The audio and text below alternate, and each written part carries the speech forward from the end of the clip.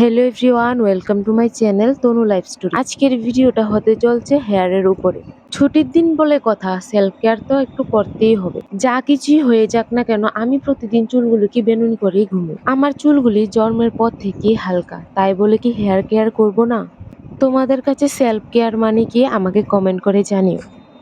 আমার কাছে তো সেলফ কেয়ার মানে hair care, face care and health care. ভিডিওতে ব্যাকগ্রাউন্ড ভয়েস দিচ্ছি কারণ বাইরে প্রচন্ড সাউন্ড।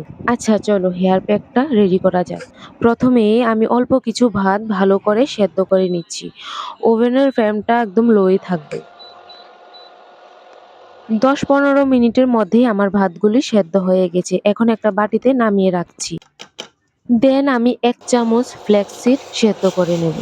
ফ্ল্যাক্সিডগুলি কিছুটা সেদ্ধ হয়ে আসলে এর মধ্যে দিয়ে দেব জবা ফুল গাছের পাতা, কারণ জবা ফুলটা নেই। দেখো কি সুন্দরভাবে জেলিটা হয়ে গেছে।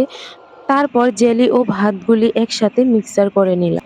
এখন আমি চুলগুলিকে ভালোভাবে আঁচড়ে নিচ্ছি। চুলের জন্য যাই কিছুই করো, চুলটা কিন্তু আগে থেকেই ওয়াশ করে রাখবে। সেই ডিসেম্বরে কলেজ ছুটি ছিল, তখন চুলগুলিকে অনেক যত্ন করেছিলাম। 6 মাস হয়ে গেল চুলের জন্য কিছুই করিনি। ভালো লাগছে আজকে চুলের জন্য কিছু করছি। প্যাকটার মধ্যে আমি বাড়িতে যে হেয়ার সিরামটা ইউজ করি সেটাই একটু দিয়ে দেব। চুলগুলিকে 2 সাইড করে ভালোভাবে আঁচড়ে প্যাকটা লাগিয়ে নিই। আচ্ছা, আমি ভালো করে লাগিয়ে তোমাদের সামনে আসছি। তোমরা অল্প কিছুক্ষণ ওয়েট করো। তো এখানে দেখো আমার লাগানো কমপ্লিট। সবকিছুরই ক্ষেত্রে ভালো কিছু পাওয়ার জন্য একটু তো কষ্ট করতেই হবে। প্যাকটা ভালোভাবে শুকিয়ে গেলে তারপর আমি চুলগুলিকে ধুয়ে নেব। তো দেখো আমি এখন স্নান সেরে চলে এসেছি।